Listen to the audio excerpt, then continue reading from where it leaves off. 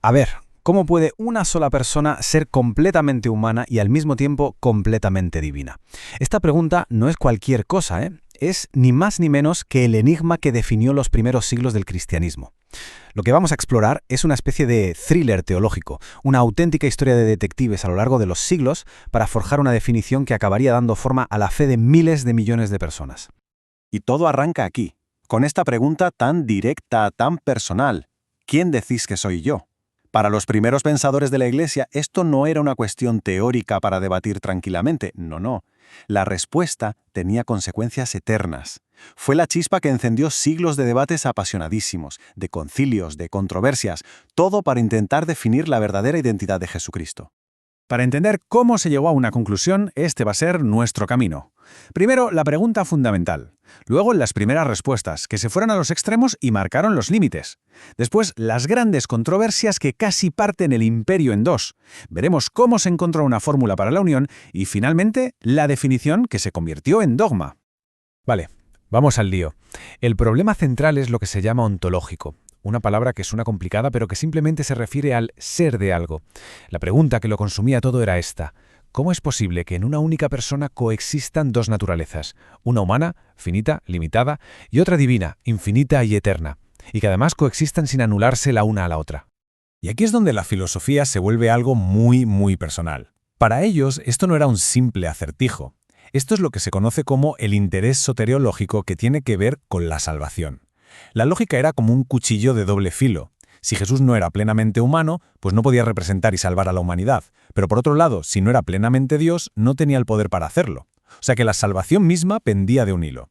Por eso estos debates eran tan increíblemente intensos.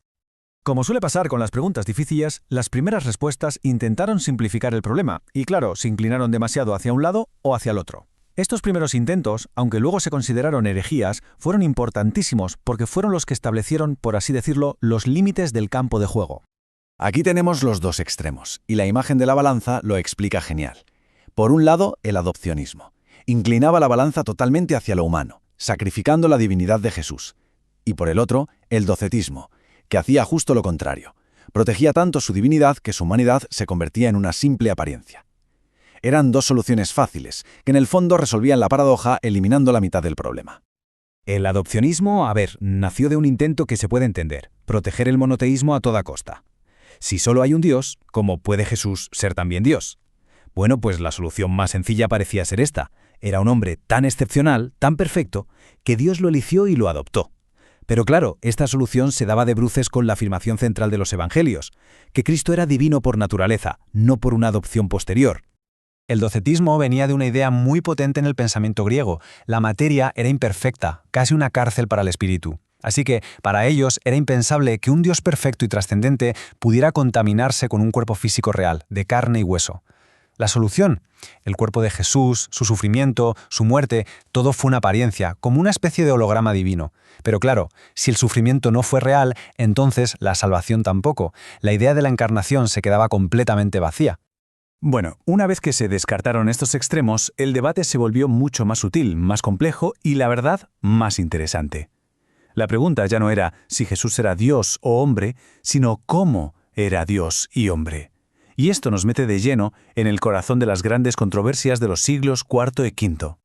Fijaos en esta cronología, porque es fascinante. Es como una cadena de acción y reacción, una ficha de dominó que tira a la siguiente. Todo empieza sobre el 360 con Apolinar, que cuestiona el alma de Cristo. Años después, en el 428, Nestorio reacciona a esto y objeta el título Madre de Dios. Esto provoca su condena en el Concilio de Éfeso, que a su vez causa una reacción exagerada de Éutiques, que se va al otro extremo con su idea de una sola naturaleza. Cada paso, cada concilio, iba subiendo la tensión, hasta que todo explotó, por así decirlo, en Calcedonia.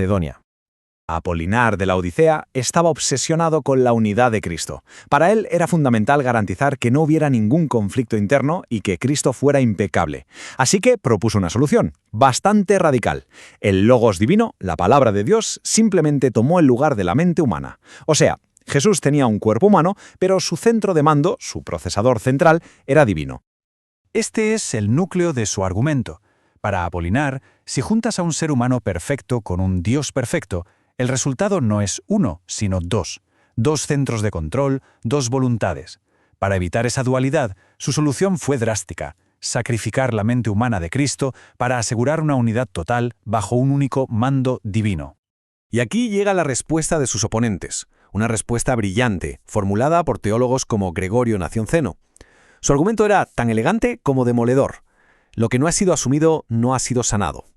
Es decir, si Cristo no asumió una mente humana completa, con sus dudas, su voluntad, su capacidad de razonar, entonces esa parte de nuestra humanidad no ha sido salvada. La salvación, para ser real, tenía que ser total. Parece mentira, pero la siguiente gran batalla teológica se libró por una sola palabra. Este título, Theotokos, se había hecho muy popular entre la gente para honrar a María, pero lo que implicaba teológicamente era brutal, que el niño que ella dio a luz era, en su misma persona, Dios. Nestorio, que era el patriarca de Constantinopla, se echó las manos a la cabeza. Le daba pánico que llamar a María Madre de Dios confundiera las naturalezas. Su lógica era: María, una mujer, dio a luz al hombre Jesús, en quien el Logos divino habitaba como en un templo. Al proponer el título alternativo de Christotopos, Madre de Cristo, estaba quizás sin querer dibujando una línea tan gruesa entre las dos naturalezas que sonaba como si hablara de dos personas distintas, el hombre Jesús por un lado y el Hijo de Dios por otro. El concilio de Éfeso fue, una victoria aplastante para la facción de Cirilo de Alejandría. Al afirmar el título Theotokos, la Iglesia estaba diciendo alto y claro que en Cristo hay un único sujeto, una única persona, el Hijo de Dios. No se puede dividir a Cristo. El que nació de María es la misma persona que existe eternamente junto al Padre. Pero la historia no acaba aquí, ni mucho menos. La condena de la separación de Nestorio provocó que el péndulo se fuera con toda su fuerza hacia la dirección contraria, un intento de enfatizar la unidad de Cristo de una forma tan radical que volvió a poner en peligro todo el equilibrio. Esta idea, defendida por un monje llamado Eutiques, es el ejemplo perfecto de una sobrecorrección. Para garantizar la unidad a toda costa, propuso que después de la encarnación, las dos naturalezas se fusionaron en una sola, monofisis. El problema, la naturaleza humana, finita, era como una gota de miel que cae en el océano de la divinidad. En la práctica, desaparecía, se disolvía, dejando solo una naturaleza divina. Entonces, ¿cómo se podía mantener la distinción sin caer en la separación? La clave la encontraron en una distinción filosófica que resultó ser crucial: sustancia frente a persona. Pensemos en ello así. Sustancia responde a la pregunta ¿qué es? Por ejemplo, varias personas compartimos la misma sustancia o naturaleza humana, pero persona responde a ¿quién es? Somos personas distintas. Pues los teólogos le dieron la vuelta a esta lógica para Cristo. Él es una sola persona, el Hijo de Dios, que existe y actúa a través de dos sustancias o naturalezas distintas, una divina y una humana. Una persona, dos naturalezas. Con todas estas piezas ya sobre el tablero, los errores que había que evitar y las herramientas conceptuales que se podían usar, el escenario estaba listo para el gran concilio ecuménico que buscaría de una vez por todas establecer una fórmula definitiva. Y así llegamos a la culminación de siglos de debate. Una fórmula que es elegantísima en su simplicidad y a la vez asombrosa en su profundidad. Una persona, dos naturalezas.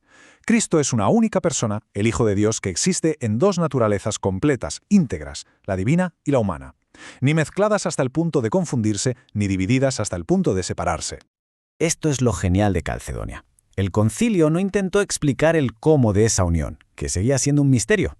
Lo que hizo, en cambio, fue construir 4 barandillas para proteger ese misterio. Sin confusión y sin cambio, eran un no rotundo al monofisismo de Eutiques, que absorbía la humanidad. Y sin división y sin separación, eran un no igual de rotundo al nestorianismo que dividía a la persona. No te dicen lo que es, pero te dejan clarísimo lo que no es. Es una obra maestra de precisión. Y esa es la pregunta final. La definición de Calcedonia nunca pretendió eliminar el misterio de la encarnación, todo lo contrario. Su objetivo era construir un marco, un lenguaje que permitiera a la fe contemplar ese misterio sin caer en errores o herejías. No es tanto una respuesta que lo cierra todo, sino más bien una valla protectora alrededor de una pregunta fundamental que, la verdad, sigue resonando hasta hoy.